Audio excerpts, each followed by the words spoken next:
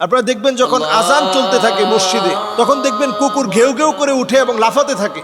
তখন জিনেরা কুকুরের মুখ দিয়ে প্রবেশ করে পিছনের পথ দিয়ে বের হওয়ার কারণে প্রচন্ড ভীত সন্ত্রস্ত হয়ে কুকুর লাফাতে থাকে। ওই আওয়াজ, ওই সময়ের সিচুয়েশন, জিনদের এমন কিছু আওয়াজ আছে যেটা আপনার কান পর্যন্ত পৌঁছায় না, কিন্তু সে অত্যন্ত ভীত সন্ত্রস্ত হয়ে যায়। জিনদের ওই আওয়াজে কুকুর শুনতে পায়। অনেক সময় বিড়াল দেখবেন হঠাৎ করে কানটা খাড়া করে ফেলেছে। বিড়ালের শরীরে আল্লাহ তাআলা এমন কিছু ছোট ছোট জারথুম, এমন কিছু বিষয় আল্লাহ তাআলা দিয়ে রেখেছেন যেটার কারণে জিনরা বিড়ালের সামনে আসতে ভয় পায়।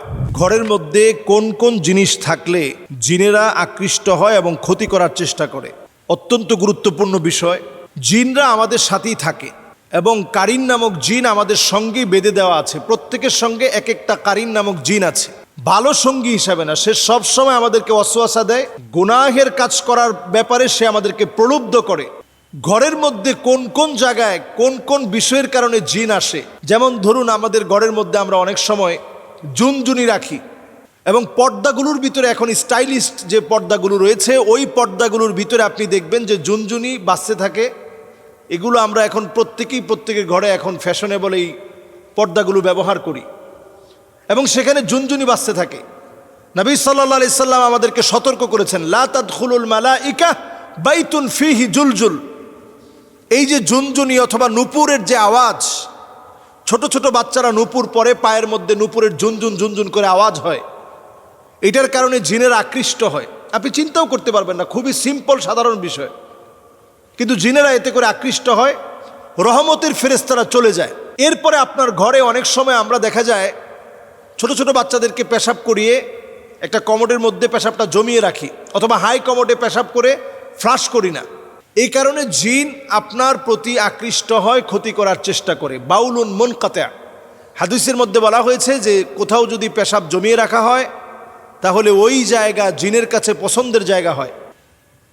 তাহলে এই জায়গায় পরিষ্কার পরিচ্ছন্নতাকে নিশ্চিত করা। এরপর নবী সাল্লাল্লাহু আলাইহি সাল্লাম আমাদেরকে হাদিসের মধ্যে জানিয়েছেন, জিলদু নামির, বিভিন্ন প্রাণীর চামড়াকে আমরা, মৃত প্রাণীর চামড়াকে আমরা ঝুলিয়ে রাখি। বিদেশ গেলে দেখবেন অনেকে হায়নার চামড়া নিয়ে আসে।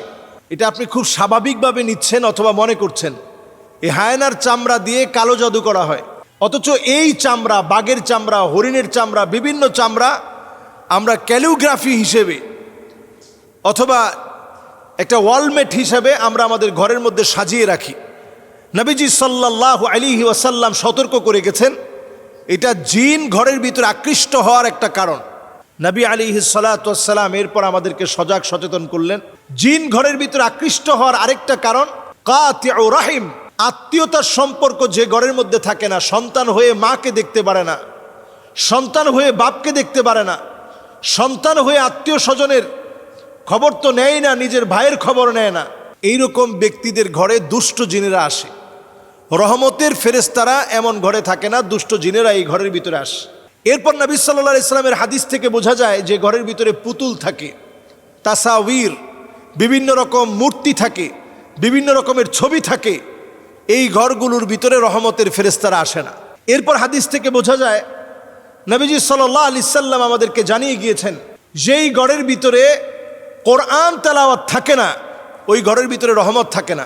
ওই ঘরটা একটা নির্জন বাড়ির মতো পড়ে থাকে, যে ঘরটার মধ্যে কোরআনুল কারীমের তেলাওয়াত হয় না। এজন্য ঘরের ভিতরে কোরআনুল কারীমের তেলাওয়াতকে ইনশিওর করা প্রয়োজনে। আপনি মোবাইল থেকে কোরআনুল কারীমের তেলাওয়াতকে ছেড়ে রাখুন, প্লাগ ইন কোরআন, সার্বক্ষণিক কোরআন তেলাওয়াত চলতে থাকে। এই ধরনের ডিভাইসগুলো এখন পাওয়া যায়। আপনি কোরআনুল কারীমের তেলাওয়াত আপনি ছেড়ে রাখেন, লাউডলি ছেড়ে রাখেন এবং শোনার চেষ্টা করেন। কোরআনুল কারীম তেলাওয়াত যখন বাজবে তখন অন্যমনস্ক না থেকে শোনার চেষ্টা করেন। সন্তানদেরকে অভ্যস্ত করেন। বাসার ভিতরে যখন খুব লাউডলি মিউজিক বাজানো হয়, এটা জিনদের আখড়ায় পরিণত হয়। এজন্য মিউজিককে বাসা থেকে একেবারে নিষিদ্ধ করে দেন।